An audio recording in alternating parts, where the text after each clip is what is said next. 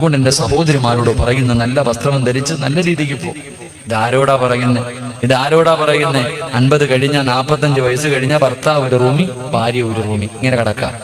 ഈ സദസ്സിരിക്കട വാപ്പമാരും ഉമ്മമാരും സ്വന്തം വീട്ടില് നിങ്ങൾ രണ്ടുപേരും പ്രായമായ ഭാര്യയും ഭർത്താവും ഒരുമിച്ച് കിടക്കണ എത്ര കുടുംബമുള്ള കിടക്കൂല. കാരണം എന്താ? കിടന്നിട്ട് പ്രയോജനമില്ല. പാപ്പ, നീ പെണ്ണ് കെട്ടിയത് സെക്സിന് വേണ്ടിയാ? നീ വികാരം തീർക്കാൻ വേണ്ടിയാ പെണ്ണ് കെട്ടിയേ? അല്ലാഹു പടച്ചവന് ഭാര്യയും ഭർത്താവ് ഒരു മോഡലാ. 45 കഴിഞ്ഞ 2 റൂമി, പാപ്പ അവിടെ, ഉമ്മ ഇവിടെ. ആയിഷ പാടി കൂടെ കിടക്കാം. അല്ലോ മക്കളൊക്കെ നിൽക്കുന്നില്ലേ? അതാ ഭർത്താവ് ഭാര്യ വിളിക്കണം, വാ നമുക്ക് ഒരുമിച്ച് കിടക്കാം. മക്കളൊക്കെ ഇല്ല. മക്കൾ നിൽക്കുന്നുണ്ട്, അവർക്ക് സൂഹിക്കുന്നതിന് കുഴപ്പമില്ല. നിന്നെ കെട്ടിയത് മക്കളല്ല, നിന്റെ ഭർത്താവാ. ആ മനുഷ്യന്റെ കൂടെ മരിക്കണ കാലം വരെ താങ്ങും തണലുമായി നിൽക്കാനാണ് നിന്നെ വിവാഹം കഴിച്ച്. നീ അടുത്ത റൂമിൽ പോയി കിടക്കുന്നു. എന്റെ പ്രിയപ്പെട്ട ഉപ്പമാര് ചിന്തിക്കണം, ഭാര്യയും ഭർത്താവും ഒരുമിച്ച് കിടക്കണം. വാപ്പ മരിക്കണ കാലം വരെ, മരിക്കുന്ന കാലം വരെ ഒരുമിച്ച് തന്നെ കിടക്കണം. അല്ലാഹു നമുക്ക് ഈമാൻ നൽകി അനുഗ്രഹിക്കുമാറാകട്ടെ. അതുകൊണ്ട് പ്രവാചകൻ സല്ലല്ലാഹു അലൈഹി വസല്ലം തങ്ങൾ പറഞ്ഞു, നിങ്ങളുടെ ഭാര്യമാരുടെ മുഖത്ത് നിങ്ങൾ അടിക്കരുത്, നിങ്ങൾ അവളെ ചീത്ത വിളിക്കരുതെന്ന് നബി മുഹമ്മദ് മുസ്തഫ സല്ലല്ലാഹു അലൈഹി വസല്ലം തങ്ങൾ പറയുമ്പോ മൂന്നാമത്തെ കടമ എന്താ? അല്ലാഹുവിന്റെ പ്രവാചകൻ സല്ലല്ലാഹു അലൈഹി വസല്ലം തങ്ങൾ പറയുകയാ, ഒരു ഭർത്താവിന് തന്റെ ഭാര്യയോടുള്ള മൂന്നാമത്തെ കടമ എന്തെന്നറിയോ?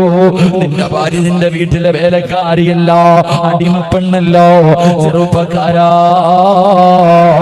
നിന്റെ ഭാര്യ വീടിന്റെ അടുക്കളയിൽ കിടന്ന് കഷ്ടപ്പെടുന്നത് കാണുന്നവനല്ലോ.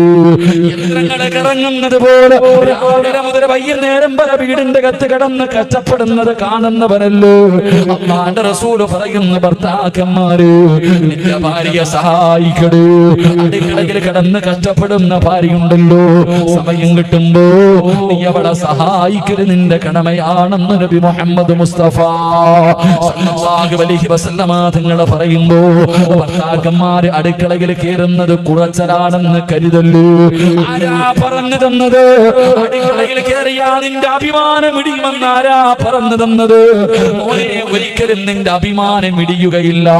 ഭാര്യയുടെ ഹൃദയത്തിന്റെ അകത്ത് നിന്നെ കുറിച്ച് വല്ലാത്ത മതിപ്പാടാ. മഹാനായ നബി മുഹമ്മദ് മുസ്തഫ സല്ലല്ലാഹു അലൈഹി വസല്ലം തങ്ങളു പടച്ചവനെ പ്രവാചകൻ തന്റെ വീടിന്റെ അകത്തേക്ക് കടന്നു വരുമ്പോ തന്റെ ഭാര്യയായ ആയിഷ ബീവി റളിയല്ലാഹു തആല അൻഹ മാവ് കുഴച്ചുകൊണ്ടിരിക്കുകയാ. കുഴച്ചുകൊണ്ടിരിക്കുന്ന സമയത്ത് ആയിഷ ബീവി അങ്ങ് ഉറങ്ങിപ്പോയി. പ്രവാചകൻ വീടിന്റെ അകത്ത് വിശന്നുകൊണ്ട് ഓടി വരുമ്പോ കാണുന്ന കാഴ്ച എന്തെന്നറിയോ? ആയിഷ ബീവി ഇരുന്ന് ഉറങ്ങുകയാണ്. ഭക്ഷണം ഉണ്ടാക്കിയിട്ടില്ല. പ്രവാചകൻ എന്തേ ചെയ്തതെന്നറിയോ? ഉറങ്ങുന്ന ആയിഷ ബീവിയെ ഉണർത്തിയില്ല. മിണ്ടാതെ ചെന്നിട്ട് മാവിന്റെ പാത്രം അങ്ങെടുക്കുകയാ. അടുത്ത് ചെന്നിട്ട് അതാ മാവിന്റെ പാത്രം അങ്ങെടുക്കുകയാണ്. കൊണ്ടുപോയിട്ട് പ്രവാചകന് ഭക്ഷണം ഉണ്ടാക്കുകയാണ്. അവസാനം ഉറങ്ങുന്ന ഭാര്യയുടെ മുന്നിൽ ഭക്ഷണം കൊണ്ടുവച്ചിട്ട് പ്രവാചകൻ ഇങ്ങനെ കാത്തിരിക്കുകയാ. പക്ഷേ ആയിഷ ബീവി ഉണരുന്നില്ല. അവസാനം അല്ലാഹുവിന്റെ റസൂല് വിളിച്ചു, ആയിഷ എഴുന്നേക്ക്, ആയിഷ ഭക്ഷണം കഴിക്കുക, ആയിഷ. യാ റസൂലല്ലാഹ്, എന്തേ നബിയേ എന്നെ വിളിക്കാഞ്ഞത്? ഞാൻ ക്ഷീണം കാരണം ഉറങ്ങിപ്പോയതാ. അല്ലാഹുവിന്റെ റസൂല് പറഞ്ഞു, ആയിഷ എല്ലാ ദിവസവും ഭക്ഷണം ഉണ്ടാക്കുന്നത് നീയല്ലേ, ഇന്ന് ഞാൻ ഉണ്ടാക്കാമെന്ന് കരുതി. ആയിഷ, എന്റെ ചെറുപ്പക്കാരാ, റസൂലുള്ളാഹിനെ കുറിച്ച് ആയിഷ ബീവി പറഞ്ഞത് എന്തെന്നറിയുമോ? എന്റെ ഭർത്താവുണ്ടല്ലോ, ഒട്ടകത്തിന് പുല്ലറുത്ത് കൊടുക്കുമായിരുന്നു, ആടിന്റെ പാല് കറക്കുമായിരുന്നു, എനിക്ക് ഭക്ഷണം വെച്ച് തരുമായിരുന്നു, എന്റെ വീടിന്റെ അകം തൂക്കുമായിരുന്നു, എന്റെ വസ്ത്രം കഴുകുമായിരുന്നു. അല്ലാഹുവേ, എന്റെ വീട്ടിലെ ജോലി മുഴുവനും മഹാനായ നബി മുഹമ്മദ് മുസ്തഫ സല്ലല്ലാഹു അലൈഹി വസല്ലം തങ്ങൾ ചെയ്യുമായിരുന്നു എന്ന് തന്റെ പ്രിയപ്പെട്ട ഭാര്യ പറയുമ്പോ, ചെറുപ്പക്കാരാ, ഭാര്യ കുത്തുവാക്ക് പറയുന്നവരുണ്ട്, പരിഹസിക്കുന്നവരുണ്ട്, നിനക്ക് ഇതിനകത്ത് എന്ത് ജോലിയാടി എന്ന് പറഞ്ഞ് കളിയാക്കുന്നവരുണ്ട്. ചെറുപ്പക്കാരാ, കണ്ണുള്ളപ്പോൾ അതിന്റെ വേദന നിനക്കറിയില്ലോ. നിന്റെ ഭാര്യ ഇല്ലാതെ വരുമ്പോ അവളൊന്ന് കിടന്നു പോകുമ്പോഴേ നിനക്കതിന്റെ പ്രയാസമാകൂ. പടച്ചവനേ, നിന്നെ കൊണ്ട് കഴിയുമോ രാവിലെ എഴുന്നേറ്റ് ഉറങ്ങുന്ന മക്കളെ വിളിച്ചുണർത്തി മദ്രസയിലേക്ക് പറഞ്ഞു വിടാൻ, തിരിച്ചു വരുമ്പോ അവർക്ക് കഴിക്കാനുള്ള ഭക്ഷണവും എടുത്തിട്ടു, ഉച്ചയ്ക്ക് തിന്നാനുള്ള ഭക്ഷണവും തയ്യാറാക്കിയിട്ടു, അവരെ കുളിപ്പിച്ച് സ്കൂളിലേക്ക് പറഞ്ഞു വിടാറ്, എന്നിട്ട് സ്വന്തമായിട്ട് കാപ്പി ഉണ്ടാക്കി കഴിക്കോ, ഉച്ചയ്ക്ക് നിന്റെ കൂടപ്പറപ്പുകൾക്കും വീട്ടുകാർക്കും ഭക്ഷണം ഉണ്ടാക്കോ. ഒരു ദിവസം ഒന്ന് ചെയ്തു നോക്ക് ചെറുപ്പക്കാരാ. ഭാര്യയുടെ കയ്യിൽ പിടിച്ചിട്ട് സമ്മതിക്കുമടാ പൊന്നുമോര്, പടച്ചവനെ എനിക്കും നിങ്ങൾക്കും ഒരു തലവേദന വന്നോ, നമ്മൾ 4 പേരോട് പറയുമല്ലോ, പക്ഷേ നമ്മുടെ പ്രിയപ്പെട്ട ഭാര്യയുണ്ടല്ലോ,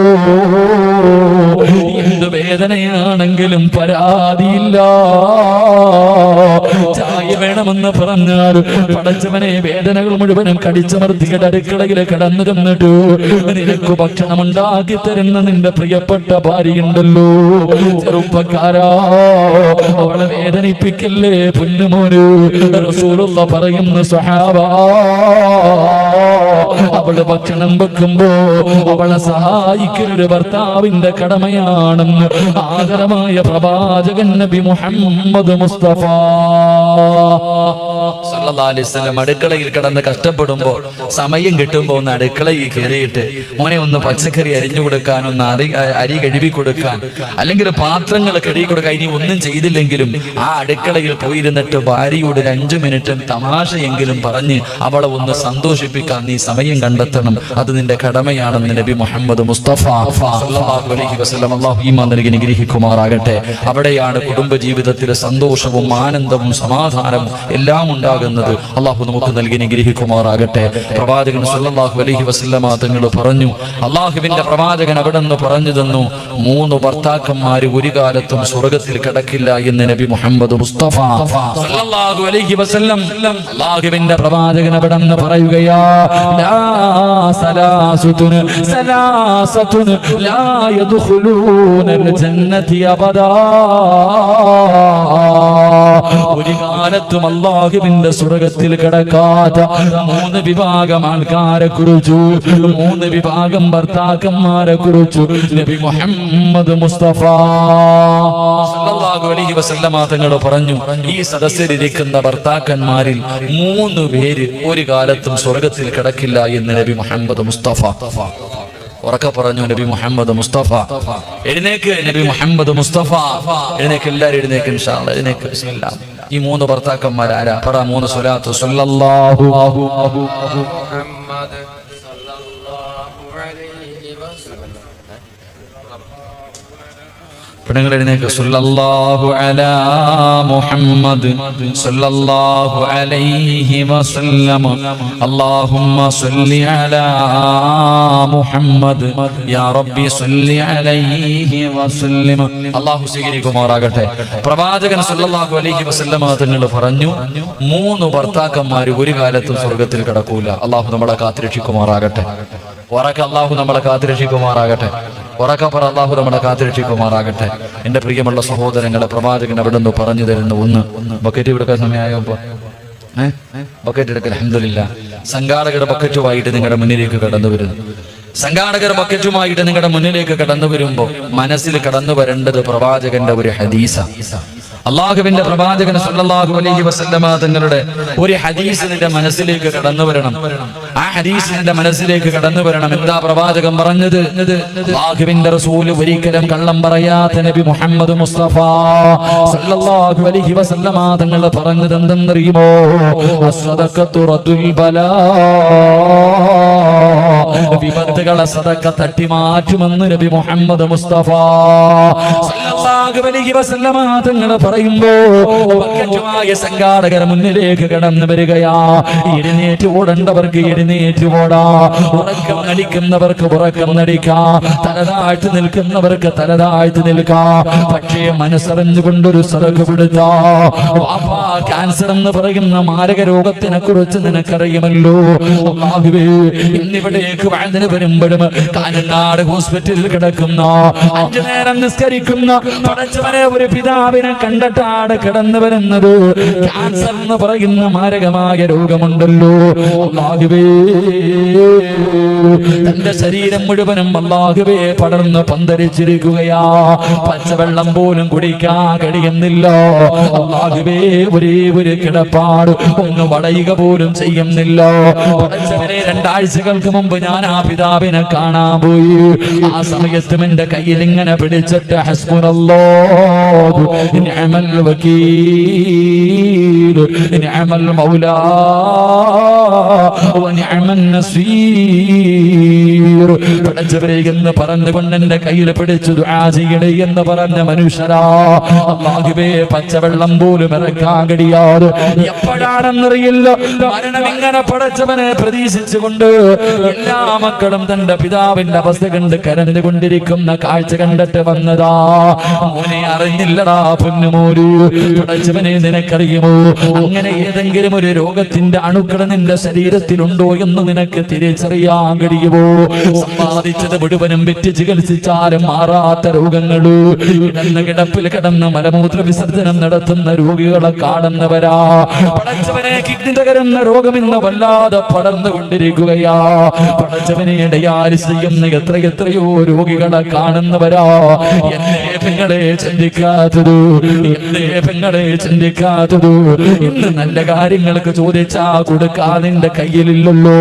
അവസാനം കിഡ്നി തകർന്നിട്ട് വീടിന്റെ അകത്ത് കിടക്കുമ്പോ 30-40 ലക്ഷം രൂപ കൊടുത്തിട്ട് എനിക്കാരെങ്കിലും കിഡ്നി തരുമോ എന്ന് തെണ്ടുന്നവരെ കാണുന്നവരാ. നല്ല കാര്യങ്ങൾക്ക് ചോദിച്ചാ കൊടുക്കൂല. അവസാനം തകർന്നു കിടക്കുമ്പോ 25 ലക്ഷം തരാ, 30 ലക്ഷം തരാ, ആരെങ്കിലും എനിക്ക് ഒരു കിഡ്നി തരുമോ എന്ന് യാചിക്കുന്നവരെ കാണുന്നവരാ. അല്ലാഹു അങ്ങനെ ഒരു ഗതി നിനക്ക് തരൂല. 25-30 കൊടുക്കണ്ട. നിന്റെ കയ്യിലുള്ളതിൽ പടച്ചറപ്പ് തന്നതിൽ നിന്ന് ഒരൽപ്പം കൊടുത്താ സദഖത്തുറത്തുൽ ബലാ. അങ്ങനെ ഒരു ഗതി അല്ലാഹു നിനക്ക് തരില്ലെന്ന് നബി മുഹമ്മദ് മുസ്തഫ സല്ലല്ലാഹു അലൈഹി വസല്ലമ തങ്ങൾ പറയുമ്പോ കരുണക്കടലായ അല്ലാഹ് പാവപ്പെട്ടവരെ സഹായിക്കുന്നവരാ തമ്പുരാനു. ഒരു നേരത്തെ അന്നത്തിന് വകയില്ലാത്തവർ, ഒരു നേരം മരുന്ന് വാങ്ങാറില്ലാത്തവർ, കിടക്കാനൊരു കൂടെയില്ലാത്ത പാവപ്പെട്ടവരുടെ കണ്ണുനീരപ്പുന്ന മക്കളാണല്ലോ. ആരെല്ലാം മനസ്സറിഞ്ഞുകൊണ്ടൊരു സദഖ കൊടുക്കുന്നു. ഇവനെ നീ കൈവിടല്ലേ അല്ലാ, ഇവനെ നീ കൈവിടല്ലേ അല്ലാ. ഇവരുടെ ജീവിതത്തിൽ ഖൈറും ബറക്കത്തും ഐശ്വര്യവും നൽകണേ അല്ലാ. ഈ സദഖ അതിനൊരു സബബാക്കണേ റബ്ബി. അല്ലാഹു സ്വീകരിക്കുമാറാകട്ടെ. മനസ്സറിഞ്ഞിട്ടൊരു സദഖ കൊടുക്ക്. ഇത് കൊടുത്താ നിനക്ക് എന്തെങ്കിലും രോഗം ഉണ്ടെങ്കിൽ അല്ലാഹ് മാറ്റിത്തരും.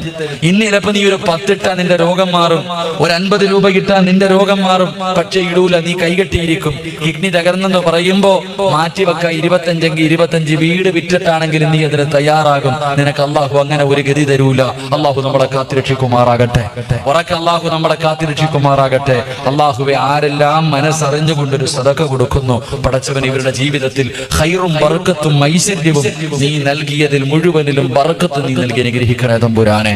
അല്ലാഹു നമുക്ക് ബർക്കത്ത് നൽകുമാറാകട്ടെ. അല്ലാഹു നമുക്ക് ബർക്കത്ത് നൽകുമാറാകട്ടെ. പ്രവാചകൻ സല്ലല്ലാഹു അലൈഹി വസല്ലമ തങ്ങൾ പറഞ്ഞു, 4 കാര്യങ്ങൾ ആരെങ്കിലും തന്റെ ജീവിതത്തിൽ സൂക്ഷിച്ചാൽ ഒരു കാലത്തും അല്ലാഹു അവന് ദാരിദ്ര്യം കൊടുക്കില്ല എന്ന് നബി മുഹമ്മദ് മുസ്തഫ. ഉറക്കെ നബി മുഹമ്മദ് മുസ്തഫ. 1, എന്റെ പ്രിയപ്പെട്ട സഹോദരങ്ങളെ, ആരെങ്കിലും സുബഹിക്ക് ബാങ്ക് വിളിക്കുന്നതിന് മുമ്പേ എഴുന്നേറ്റാൽ അല്ലാഹു ഒരു കാലത്തും അവന് ദാരിദ്ര്യം കൊടുക്കില്ല എന്ന് നബി മുഹമ്മദ് മുസ്തഫ. 1 സുബഹിക്ക് തന്നെ എഴുന്നേക്കണില്ല ഉസ്താദേ, പിന്നല്ലേ സുബഹിക്ക് മുമ്പ്? സുബഹിക്ക് എഴുന്നേക്കുന്നവനല്ലേ ഇതൊക്കെ? ആരെങ്കിലും സുബഹിക്ക് അസ്സലാത്തു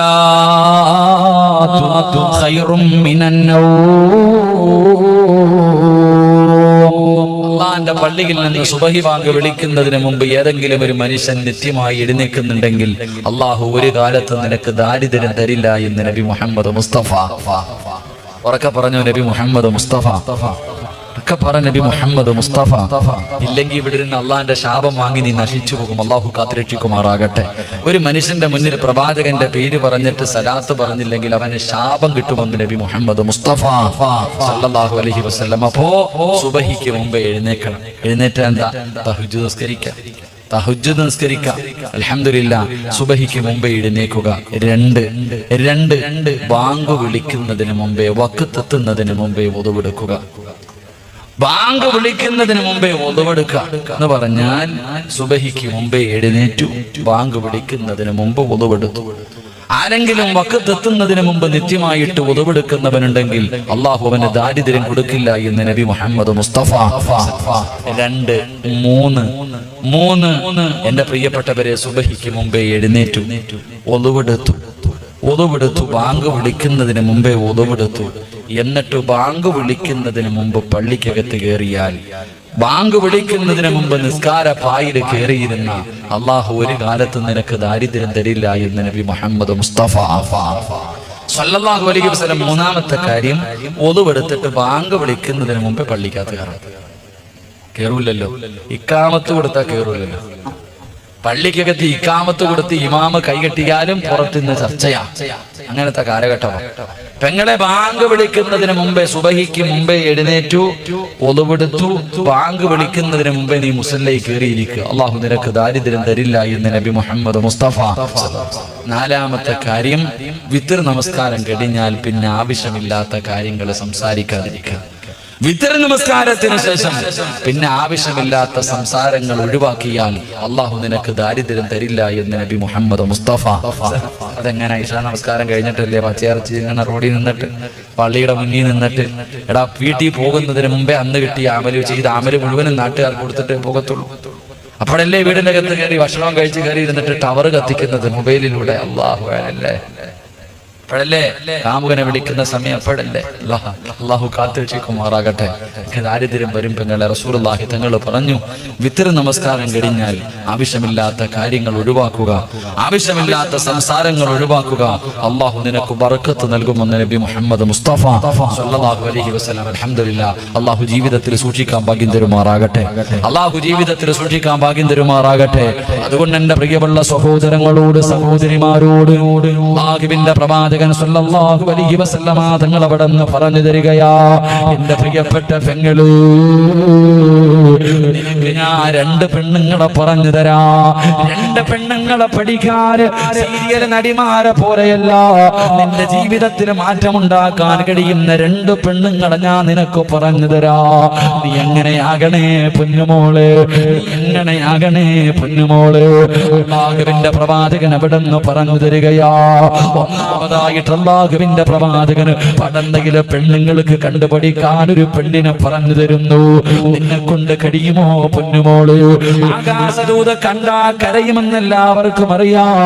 കരയാതെ ഏതെങ്കിലും ഒരു മനുഷ്യൻ ആ സിനിമ കണ്ടു തീർത്താൽ അവന് സമ്മാനം കൊടുക്കുമെന്ന് പറയുന്ന ഒരു കാലമുണ്ടായിരുന്നു. എന്റെ പ്രിയപ്പെട്ട പെങ്ങന്മാര്, ഞാൻ പറയുന്ന ഈ പെണ്ണിന്റെ ചരിത്രം നിന്റെ കണ്ണ് നിറയാതെ നിനക്കൊന്ന് വായിക്കാൻ കഴിയുമോ? ഒരു ഭാര്യ ഞാൻ നിനക്ക് പറഞ്ഞു തരാ. ആ ഭാര്യയുടെ ചരിത്രം പടന്നയിലെ ഏതെങ്കിലും ഒരു പെണ്ണിന് കണ്ണ് നിറയാതെ, മനസ്സ് വേദനിക്കാതെ ആ പെണ്ണിന്റെ ചരിത്രം ഒന്ന് വായിച്ചു തീർക്കാൻ കഴിയുമോ? ഏത് പെണ്ണെന്നറിയുമോ? ഭർത്താവിനെ വല്ലാതെ സ്നേഹിച്ച പെണ്ണാ, ഭർത്താവിനെ വല്ലാതെ ഖിദ്മത്ത് ചെയ്ത പെണ്ണാ. ഒന്ന് ഭർത്താവ് രോഗിയായി കഴിഞ്ഞ, ഭർത്താവിനെ കളഞ്ഞിട്ട് കണ്ടവന്റെ മുന്നിലൂടെ, കണ്ടവന്റെ കൂടെ നാട് കിടക്കുന്ന പെണ്ണുങ്ങളുടെ കാലവാ. ഭർത്താവിനെ തിരിഞ്ഞു നോക്കാത്ത പെണ്ണുങ്ങളുടെ കാലവാ. ഭർത്താവിനെ കുത്തുവാക്കും പരിഹാസവും പറയുന്ന പെണ്ണുങ്ങളുടെ കാലവാ. എന്റെ പ്രിയപ്പെട്ട പെങ്ങള്, നീ വായിച്ചു നോക്കേണ്ട ചരിത്രം ആരുടെ ചരിത്രമെന്നറിയോ? മഹ്ദി റഹ്മത്ത് ബീബി റളിയല്ലാഹു തആല അൻഹാ. റഹ്മത്ത് ബീബി എന്ന് പറയുന്ന ഒരു പെണ്ണുണ്ട്. അല്ലാഹുവേ, ആരുടെ ഭാര്യയാണെന്നറിയുമോ? മഹാനായ അയ്യൂബ് നബി അലൈഹിസ്സലാം. അയ്യൂബ് നബി അലൈഹിസ്സലാമിന്റെ പ്രിയപ്പെട്ട ഭാര്യയായ റഹ്മത്ത് ബീബി റളിയല്ലാഹു തആല അൻഹയുടെ ചരിത്രമൊന്ന് വായിച്ചു നോക്കണം പെങ്ങള്. പടച്ചവനെ, ആ റഹ്മത്ത് ബീബി ആരെന്നറിയുമോ? അല്ലാഹു സുബ്ഹാനഹു വ തആല അയ്യൂബ് നബി അലൈഹിസ്സലാമിന് അല്ലാഹു ഒരു പരീക്ഷണം കൊടുത്തു. ലോകത്ത് ഒരു മനുഷ്യനും കൊടുക്കാത്ത ഒരു രോഗമാണ് അല്ലാഹു കൊടുത്തത്. റബ്ബേ, ശരീരം മുഴുവനും ഇങ്ങനെ പൊട്ടിയൊലിക്കുകയാണ്, വല്ലാത്ത ദുർഗന്ധമാണ്. പടച്ചവനെ, അവസാനം ജനങ്ങൾ രോഗം പടരുമെന്ന് പറഞ്ഞിട്ട് അയ്യൂബ് നബി ആട്ടിയോടിക്കുകയാ. 81 വർഷക്കാലം ജനിച്ചു വളർന്ന നാട്ടിൽ നിന്ന് നാട്ടുകാരും കുടുംബക്കാരും ഒരു ജനത മുഴുവനും അയ്യൂബ് നബി ആട്ടി ഇറക്കുമ്പോ നടക്കാൻ കഴിയാതെ വേച്ച് വേച്ച് നടന്നു പോകുന്ന അയ്യൂബ് നബി അലൈഹിസ്സലാം ഓടി വന്ന് കയ്യിൽ പിടിച്ചിട്ട് റഹ്മത്തെന്ന് പറയുന്ന ഭാര്യ അവിടെന്ന് പറഞ്ഞു, നബിയേ, അവസാനം വരെ ഞാൻ കൂടെയുണ്ട് നബിയേ, ആര് കൈയൊടിഞ്ഞാലും ഞാൻ കൂടെയുണ്ട് നബിയേ. അയ്യൂബ് നബി അലൈഹിസ്സലാമിന്റെ കയ്യിൽ പിടിച്ചുകൊണ്ട് റഹ്മത്ത് ബീബി റളിയല്ലാഹു തആല നടക്കുകയാ. ഒരാളും അയ്യൂബ് നബിയുടെ അടുത്ത് വരുന്നില്ല, കാരണം വല്ലാത്ത ദുർഗന്ധമാണ്, നടക്കാൻ കഴിയുന്നില്ലോ. അയ്യൂബ് നബിയുടെ മാംസങ്ങൾ ഇങ്ങനെ ഇളകി താഴെ വീഴുകയാ, എല്ലുകൾ വെളിയിൽ കാണുകയാ. പടച്ചവനെ, റഹ്മത്ത് ബീബി ചെയ്തതെന്തെന്നറിയോ?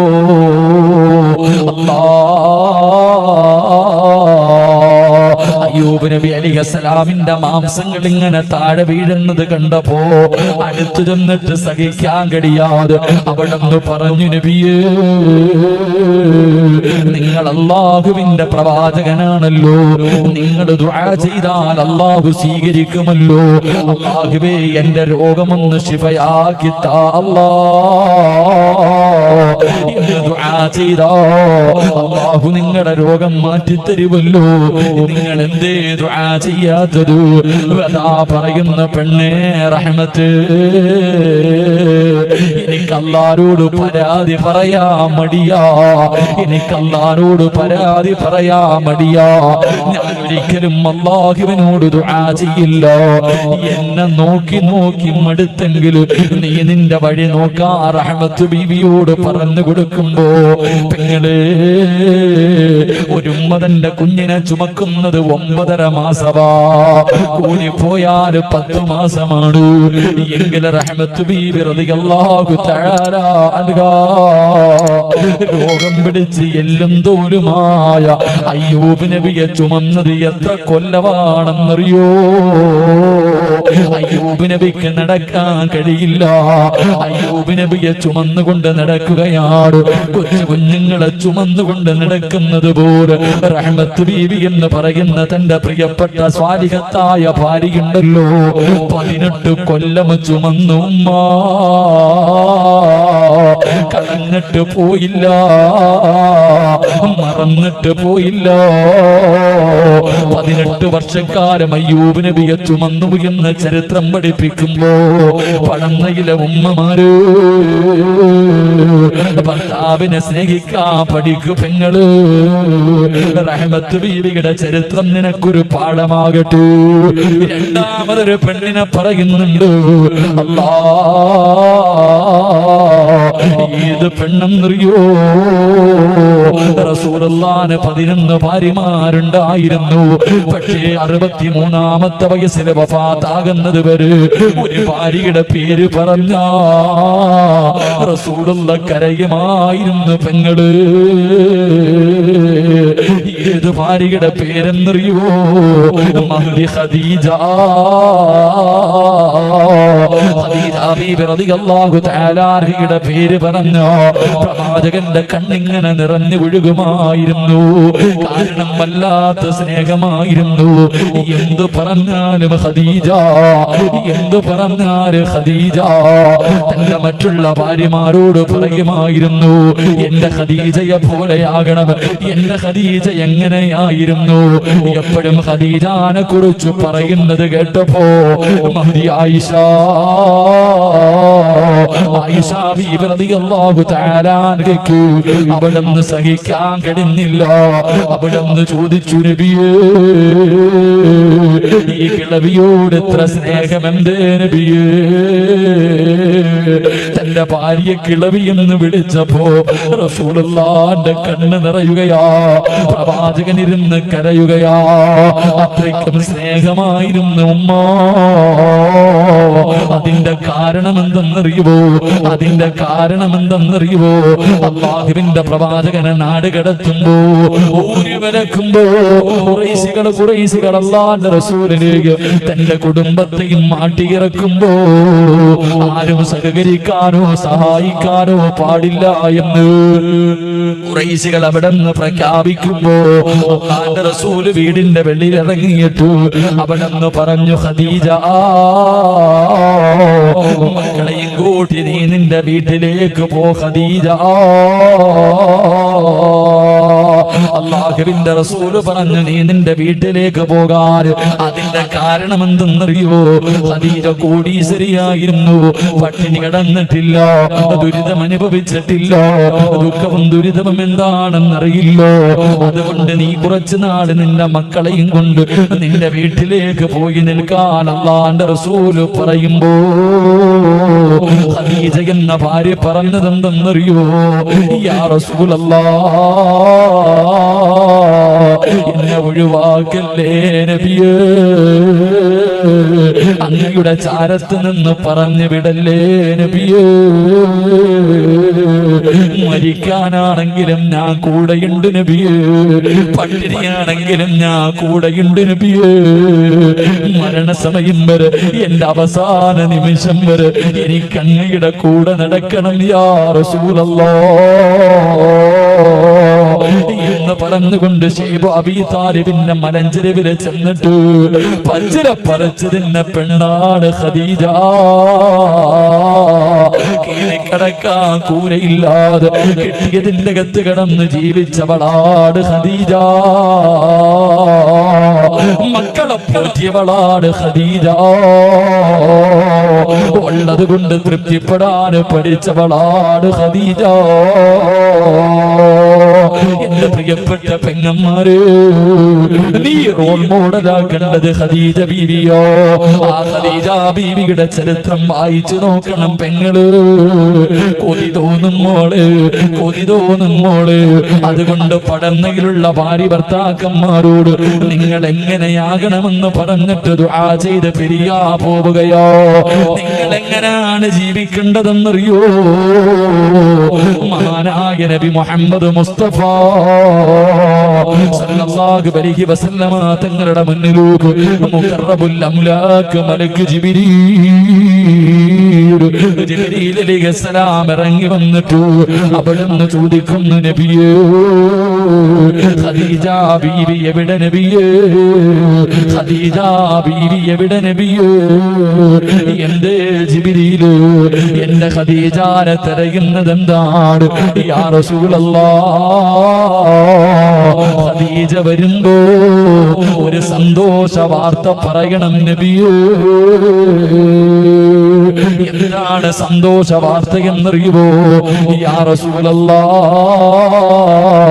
ഖദീജയ്ക്ക് സ്വർഗ്ഗത്തിലൊരു മുത്തിന്റെ കൊട്ടാരമുണ്ട് നബിയേ. ഖദീജ ബീവി റളിയല്ലാഹു തആല അൻഹയ്ക്ക് സ്വർഗ്ഗത്തിൽ ആരും ശല്യം ചെയ്യാത്ത ഒരു ഭാഗത്ത് ഒരു മുത്തിന്റെ കൊട്ടാരം അല്ലാഹു കൊടുത്തിട്ടുണ്ട്. എന്തിനാണെന്നറിയുമോ? പടന്നയിലെ ഉമ്മമാരെ, ഖദീജ ബീവിക്ക് സ്വർഗ്ഗത്തിലൊരു മുത്തിന്റെ കൊട്ടാരം കിട്ടാറുള്ള കാരണം എന്തെന്നറിയുമോ? അല്ലാഹ് 25 കൊല്ലം അല്ലാഹുവിന്റെ റസൂലിന്റെ ഭാര്യയായി ജീവിച്ചു. 25 വർഷം അല്ലാഹുവിന്റെ റസൂല് വിവാഹം കഴിച്ചത് 25ാമത്തെ വയസ്സില്. തന്റെ ഭാര്യയുടെ വയസ്സ് 40 വയസ്സായിരുന്നു. 40 വയസ്സുള്ള ഖദീജ ബീവിയാണ് 25കാരനായി നബി മുഹമ്മദ് മുസ്തഫ സല്ലല്ലാഹു അലൈഹി വസല്ലമ തങ്ങളെ വിവാഹം കഴിച്ചത്. അവര് രണ്ടുപേരും ഒരുമിച്ച് ജീവിച്ചത് 25 കൊല്ലമാണ്. എന്ത് എന്തിനാ അല്ല സ്വർഗത്തിൽ ഒരു കൊട്ടാരം കൊടുത്തതെന്നറിയുമോ? അതും വെറും കൊട്ടാരമല്ല. സ്വർഗത്തിന്റെ ഒരു ഭാഗത്ത് അല്ലാഹുവേ ഒരു മുത്തുകൊണ്ടുണ്ടാക്കിയ ഒരു കൊട്ടാരം അല്ലാഹു കൊടുത്തു. എന്തിനാ പടന്നയിലെ പെങ്ങളെ? ഭർത്താവിന്റെ മുന്നിൽ ശബ്ദമുയർത്താത്തതിനാ. 25 കൊല്ലം അല്ലാഹുവിന്റെ റസൂലിന്റെ കൂടെ ജീവിച്ചിട്ട് ഒരിക്കൽ പോലും പ്രവാചകന്റെ മുന്നിൽ ശബ്ദമുയർത്തി സംസാരിച്ചിട്ടില്ല മഹ്ദി ഖദീജ. അതിന് അല്ലാഹു കൊടുത്ത പ്രതിഫലമാണെന്ന് നബി മുഹമ്മദ് മുസ്തഫ സല്ലല്ലാഹു അലൈഹി വസല്ലമ തങ്ങൾ പറഞ്ഞു തരുമ്പോ, എന്റെ പ്രിയപ്പെട്ടവരെ, 25 കൊല്ലം രണ്ടുപേരും ജീവിച്ചു. 65 വയസ്സായി. ഖദീജ ബീവി റളിയല്ലാഹു തആല അൻഹ കുളിച്ചുരങ്ങിയിട്ട് പുതുവസ്ത്രം ധരിച്ചിട്ട് 65 വയസ്സുള്ള ഉമ്മ കാത്തിരിക്കുകയാ. ഭർത്താവിന്റെ മണിയറയിൽ നിന്ന് മാറിക്കിടക്കുന്ന പടന്നയിലെ ഉമ്മയ്ക്കത് മനസ്സിലാകൂല. 65 വയസ്സുള്ള പടുവൃത്തയായ അല്ലാഹുവേ ഖദീജ ബീവി റളിയല്ലാഹു തആല അൻഹ കുളിച്ചുരങ്ങിയിട്ട് പുതുവസ്ത്രം ധരിച്ചിട്ട് റസൂലുള്ളാഹിനെ കാത്തിരിക്കുകയാണ്. അതാ ലോകത്തിന്റെ നേതാവ് കടന്നു വന്നു. എനിക്ക് ഭക്ഷണം കൊടുത്തു. എന്നിട്ട് അവസാനം പ്രവാചകന്റെ മടിത്തട്ടിൽ തലവെച്ച് കിടന്നിട്ട് ഖദീജ ബീവി റളിയല്ലാഹു തആല അൻഹ അല്ലാഹുവിന്റെ റസൂലിന്റെ മുഖത്ത് നോക്കി ചിരിക്കുകയാ. എന്തേ ഖദീജ എന്നെ നോക്കിയിട്ട് ചിരിക്കുന്നത്? എന്തേ ഖദീജ? യാ റസൂലല്ലാഹ്, എന്തൊരു പ്രകാശമാണ് നബിയേ. അല്ലാഹുവിന്റെ റസൂൽ ചോദിച്ചു, 25 കൊല്ലം കൊണ്ട് കാണുന്നതല്ലേ ഖദീജ? അവസാനം എന്റെ പ്രിയപ്പെട്ട പടന്നയിലെ ഉമ്മ ഖദീജ ബീവി റളിയല്ലാഹു തആല അൻഹ അല്ലാഹുവിന്റെ റസൂലിന്റെ കയ്യിൽ പിടിച്ചിട്ട്, നബിയേ, 25 കൊല്ലമായി ഞാൻ അങ്ങയുടെ കൂടെ ജീവിക്കുന്നുണ്ട്. അങ്ങയുടെ മനസ്സിന് വേദനയുണ്ടാക്കുന്ന എന്തെങ്കിലും ഈ 25 വർഷത്തിന്റെ ഇടയിൽ എന്റെ നാവിൽ നിന്ന് വന്നു പോയിട്ടുണ്ടെങ്കിൽ എനിക്കൊന്ന് പൊരുത്തപ്പെട്ട് തരണേ യാ റസൂലല്ലാഹ്. എനിക്ക് പോകാ സമയമായി നബിയേ. അല്ലാഹുവിന്റെ പ്രവാചകന്റെ കയ്യിൽ പിടിച്ചിട്ട് ഖദീജ ബീവി റളിയല്ലാഹു തആല അൻഹ അവിടുന്ന് പൊരുത്തം ചോദിക്കുമ്പോ റസൂലുള്ളാഹ് കരയുകയാ. കൊച്ചുകുട്ടികൾ കരയുന്നത് പോലെ റസൂലുള്ളാഹ് തേങ്ങി തേങ്ങി കരയുകയാണ്. ഖദീജ പോവുകയാണോ? എന്നെ ഒറ്റയ്ക്കാക്കിയിട്ട് പോവുകയാണോ? എന്നോട് പൊരുത്തം ചോദിക്കല്ലേ ഖദീജ. പറയാനൊരു കുറ്റമില്ല, പറയാനൊരു ന്യൂനതയില്ല. അല്ലാഹുവിന്റെ പ്രവാചകൻ അവിടെന്ന് പറയുകയോ, 25 വർഷത്തിന്റെ ഇടയിലോ നിന്നെ കുറിച്ച് നല്ലതല്ലാതെ ഒന്നും പറയാനില്ല ഖദീജ. പറഞ്ഞു തീരേണ്ട താമസമുണ്ടല്ലോ. ഖദീജ ബീവി റളിയല്ലാഹു തആല അൻഹ ചാടി എഴുന്നേറ്റിട്ട് അല്ലാഹുവിന്റെ പ്രവാചകനെ കെട്ടിപ്പിടിക്കുകയാ. അവിടുന്ന് ചുടുചുംബനം കൊടുക്കുകയാണ്. എന്നിട്ട് പ്രവാചകന്റെ ചെവിയിൽ ചോദിച്ചു, നബിയേ, എന്റെ ഭർത്താവാണല്ലോ, ഞാൻ പോവുകയാണ് നബിയേ. എനിക്കൊരു 3 ആഗ്രഹമുണ്ട്, സാധിച്ചു തരുമോ യാ റസൂലല്ലാഹ്?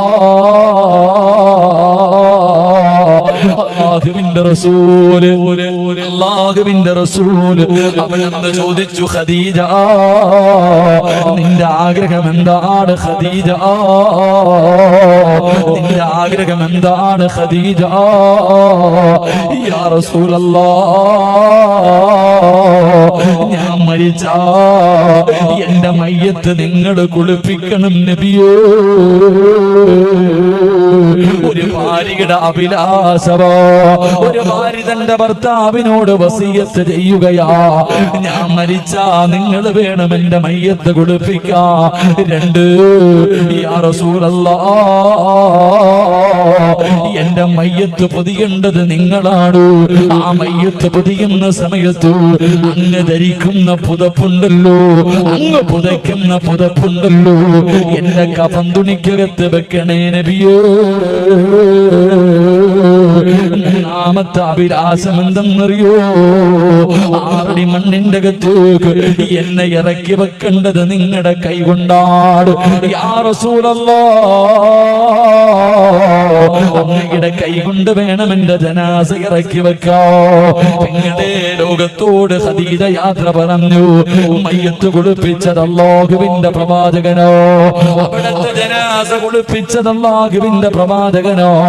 കഫൻ പൊതിയാ സമയമായപ്പോ എപ്പോഴും ധരിക്കുന്ന പുതപ്പെടുത്തിട്ട് ചുംബനം കൊടുത്തിട്ട് ഖദീജ ബീവിയെ കഫൻ പൊതിയുകയോ. അവസാനം നമസ്കാരം കഴിഞ്ഞു. 6 അടി മണ്ണിന്റെ അകത്ത് ജനാസ ഇറക്കി വെക്കുമ്പോ തന്റെ ഭാര്യയുടെ ജനാസ കൈകൊണ്ട് വാങ്ങി ഖബറിന്റെ അകത്ത് ഇറക്കി വെച്ചിട്ടു അല്ലാഹുവിന്റെ റസൂല് കരയുകയാ.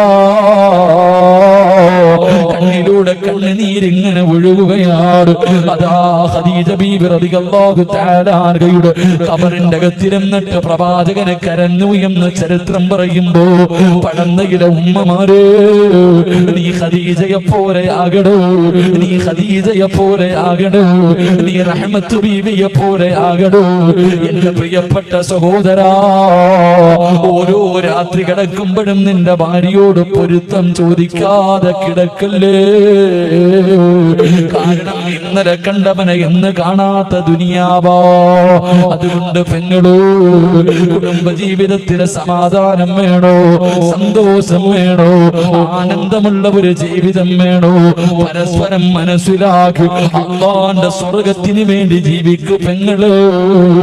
അല്ലാഹു അതിനുള്ള ഭാഗ്യം നൽകുമാറാകട്ടെ. അതുകൊണ്ട് എന്റെ പ്രിയപ്പെട്ട സഹോദരങ്ങളോട് പറയുന്നു, ഓരോ രാത്രി കിടക്കുമ്പോഴും നീ നിന്റെ ഭാര്യയോട് പൊരുത്തം ചോദിക്കണം. പെങ്ങളെ, ഓരോ രാത്രി നീ നിന്റെ ഭർത്താവിനോട് പൊരുത്തം ചോദിക്കണേക്കാ. നിങ്ങളുടെ മനസ്സിന് വേദന ഉണ്ടാക്കണ എന്തെങ്കിലും എന്റെ ഭാഗത്ത് നിന്ന് വന്നു പോയിട്ടുണ്ടെങ്കിൽ പൊരുത്തപ്പെടണേ എന്ന് ചോദിച്ചിട്ട് നീ കിടക്കാവൂ. കാരണം രാവിലെ എഴുന്നേക്കുമെന്ന് ഉറപ്പില്ല. അള്ളാഹു നമ്മളെ കാത്തിരക്ഷിക്കുമാറാകട്ടെ. ഖദീജ ബീബി റളിയല്ലാഹു തആല അൻഹ അവിടുന്ന് പറഞ്ഞു, നബിയേ, 25 കൊല്ലം ജീവിച്ചിട്ട് ഒരിക്കൽ പോലും തന്റെ ഭർത്താവിന്റെ മുന്നിൽ ശബ്ദമുയർത്തി സംസാരിച്ചിട്ടില്ല ഖദീജ ബീബി. നീ ഒന്ന് ചിന്തിച്ചു നോക്കി, നിങ്ങളൊന്ന് ചിന്തിക്ക. ഭർത്താവിന്റെ മുന്നിൽ നീ എന്തൊക്കെ സംസാരിക്കണ വീട്ടിൽ എന്തൊക്കെ പറഞ്ഞിട്ടുണ്ട്. അള്ളാഹു പുറത്തിരുമാറാകട്ടെ, അള്ളാഹു പുറത്തിരുമാറാകട്ടെ. എന്റെ പ്രിയപ്പെട്ട സഹോദരങ്ങളെ, കഴിഞ്ഞ വർഷം നമ്മളെല്ലാവരും ഇവിടെ ഒരുമിച്ച് കൂടി. അൽഹംദുലില്ലാഹ്, നിങ്ങളെല്ലാവരും മനസ്സറിഞ്ഞുകൊണ്ടൊരു സദഖ കൊടുത്തു. ഒരു പാവപ്പെട്ട കുടുംബത്തിന് സാധാരണ വഅദിന നടത്തുന്നത്, പക്ഷെ വഅദൊന്ന് പിന്തിക്കേണ്ടി വന്നപ്പോ ഉസ്താദെ 6 ലക്ഷം രൂപ കടം വന്നാലും കുഴപ്പമില്ല എന്ന് പറഞ്ഞിട്ട് വലത് കൈ കൊണ്ട് കൊടുത്തത് ഇടത് കൈ അറിയാതെ ഈ ഹിദായത്തിന്റെ മക്കള് ഒരു പാവപ്പെട്ട കുടുംബത്തിന് മനോഹരമായി വിടും. അത് കണ്ടവരൊക്കെ പറഞ്ഞു മനോഹരം, അത് കണ്ടവരൊക്കെ പറഞ്ഞു എനിക്കും കാണണമെന്ന് ആഗ്രഹം ഉണ്ടായിരുന്നു, പക്ഷെ പറ്റിയില്ല. അല്ലാഹു സുബ്ഹാനഹു വ തആല നമ്മുടെ സ്വർഗ്ഗം, നമ്മുടെ ഖബർ അല്ലാഹു മനോഹരമാക്കി തരുമാറാകട്ടെ. 6 ലക്ഷം രൂപ കടമുണ്ട്. ഇത് നിങ്ങൾ കൊടുത്താലും കൊടുത്തില്ലെങ്കിലും അവരുടെ കയ്യിൽ നിന്നെങ്കിലും കൊടുത്തിട്ട് അത് വീണ്ടും എന്റെ പ്രിയപ്പെട്ടവരെ മനോഹരമായ ഒരു വീട് സമ്മാനിച്ചു. അൽഹംദുലില്ലാഹ്, 6 ലക്ഷം രൂപ കടത്തിൽ നിൽക്കുമ്പോഴും ഹിദായത്തിന്റെ മക്കൾ നിങ്ങളുടെ മുന്നിലേക്ക് അവരുടെ ഉമ്മയ്ക്കോ അവരുടെ വാപ്പയ്ക്കോ അവരുടെ ഭാര്യമാർക്കോ കൂടപ്പുറപ്പുകൾക്കോ വേണ്ടിയല്ല, കഷ്ടപ്പെട്ട ഈ നാട്ടിലെ ഒരു പാപത്തിനൊരു കൂര വെച്ചു കൊടുത്തതിന്റെ കടം വീട്ടാൻ ഉസ്താദെ എന്തെങ്കിലും കിട്ടുമെങ്കിലും ഒന്ന് വാങ്ങിത്തരുക എന്നവർ പറഞ്ഞിട്ടുണ്ട്. നിർബന്ധിത പിരിവിനും അവർ നിർബന്ധിച്ചിട്ടില്ല. എന്റെ പ്രിയപ്പെട്ടവരോട് ഞാനൊരു സദഖ ചോദിക്കുകയാണ്. തരുന്നവർക്ക് തരാം, തരാതിരിക്കുന്നവർക്ക് തരാതിരിക്കാം. പെങ്ങളെ, നിന്റെ ശരീരത്ത് കിടക്കുന്ന ഒരു സ്വർണം നീ ഊരികിട്ടി പാവപ്പെട്ട പെണ്ണിന് വെച്ചു കൊടുത്ത വീടിന്റെ കടം വീട്ടി കൊടുത്ത അള്ളാഹു നിനക്ക് തരുന്ന പ്രതിഫലം ഞാൻ പറഞ്ഞു തരാം. നിനക്ക് ഞാൻ അള്ളാഹു തരുന്ന പ്രതിഫലം പറഞ്ഞു തരാം. അള്ളാഹു ഈമാൻ തരുമാറാകട്ടെ. അള്ളാഹു നമുക്ക് ഈമാൻ നൽകുമാറാകട്ടെ. ഈ ചരിത്രം കേട്ടിട്ട് നീ തീരുമാനിക്കും ഊരി കൊടുക്കണോ വേണ്ടേ. നിന്റെ ശരീരത്ത് കിടക്കുന്ന ഒരു സ്വർണ്ണമോതിരം ഊരി കൊടുത്ത ആ പാവപ്പെട്ട കുടുംബത്തിന് വേണ്ടി വെച്ചുകൊടുത്ത വീടിന്റെ കടം വീട്ടുമെങ്കിൽ അള്ളാഹു നിനക്ക് തരുന്ന ഒരു പ്രതിഫലം ഞാൻ പറഞ്ഞു തരാം. ഒന്ന്, നീ മരിക്കുന്ന സമയം സ്വർഗം കണ്ടിട്ടേ മരിക്കൂ എന്ന് നബി മുഹമ്മദ് മുസ്തഫ സല്ലല്ലാഹു അലൈഹി വസല്ലമ തങ്ങൾ പറഞ്ഞു. അള്ളാഹുവേ, ഈ പാവപ്പെട്ട സഹോദരിക്ക് വെച്ചുകൊടുത്തത് ഒരാളുടെ കയ്യിൽ നിന്ന് പൈസ കടം വാങ്ങിയിട്ട് 6 ലക്ഷം രൂപ തിരിച്ചു കൊടുക്കാനുണ്ട്. ഉസ്താദെ, ഞങ്ങളുമുണ്ട്. ഞങ്ങളുടെ കയ്യിൽ കിട്ടുന്ന സമയം ഇൻഷാ ഇൻഷാ അല്ലാഹ് ഇത്തിരി താമസിച്ചാണെങ്കിലും ഞങ്ങളൊരു സദഖ തരാമെന്ന് നിയ്യത്ത് ചെയ്യുന്ന നിങ്ങൾക്ക് അല്ലാഹു തരുന്ന പ്രതിഫലം നിങ്ങളും മരിക്കുന്ന സമയം ഇതിന്റെ പ്രതിഫലം കണ്ടിട്ടേ മരിക്കൂ എന്ന് നബി മുഹമ്മദ് മുസ്തഫ സല്ലല്ലാഹു അലൈഹി വസല്ലമ തങ്ങൾ പറയുമ്പോ പടന്നകിലെ പെങ്ങന്മാരെ, പ്രായമുള്ള ഉമ്മമാരുടെ ശരീരത്ത് ഇവിടെ ഒരുപാട് സ്വർണമുണ്ട്, സ്വർണ്ണമിടാത്ത ഒരു പെണ്ണ് പോലുമില്ല. ശൈത്താനെ കയ്യിൽ പിടിച്ചിട്ട് പറയുകയാ, കൊടുക്കല്ലേ കൊടുക്കല്ലേ, എങ്കിൽ അല്ലാഹു തരുന്ന ഒരു പ്രതിഫലം ഞാൻ പറഞ്ഞു തരാ, അല്ലാഹു കൊടുത്ത ഒരു പ്രതിഫലം ഞാൻ പറഞ്ഞു തരാം. മഹാനായ നബി മുഹമ്മദ് മുസ്തഫ സല്ലല്ലാഹു അലൈഹി വസല്ലമ തങ്ങള് അവിടുന്ന് പറഞ്ഞു തരുന്ന ഒന്നാമത്തെ പ്രതിഫലം, മരിക്കുന്ന സമയം നിനക്ക് സ്വർഗം കണ്ടിട്ട് മരണവേദന അറിയാതെ മരിക്കാൻ കഴിയുമെന്ന് നബി മുഹമ്മദ് മുസ്തഫ. മരണത്തിന് വല്ലാത്ത വേദനയല്ലേ വാപ്പാ, മരണത്തിന് വല്ലാത്ത വേദനയല്ലേ പെങ്ങള്, വേദനയുണ്ടെന്ന് പറഞ്ഞത് അല്ലാഹു തന്നെയാ.